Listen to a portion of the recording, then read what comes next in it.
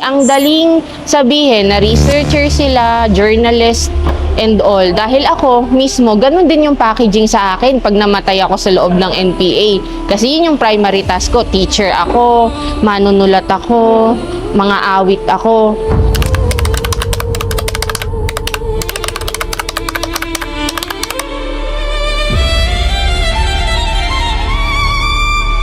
Pero ang masakit doon, ikaw nga na nagsakripisyo, tinalikuran mo yung buong buhay mo, yung pamilya mo, yung pag-aaral mo.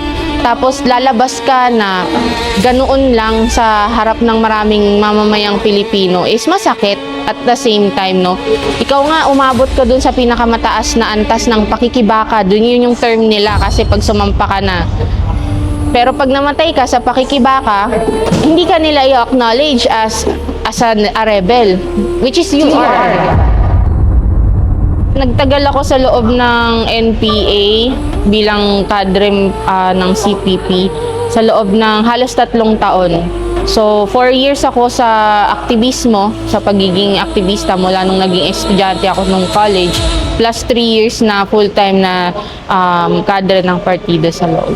Dati akong estudyante, journalist, na-recruit sa loob ng pamantasan ng normal ng Pilipinas o Philippine Normal University. So ako ay planong magguro sana, no, magturo sa hinaharap. Pero at the same time, I was also a campus journalist under the publication.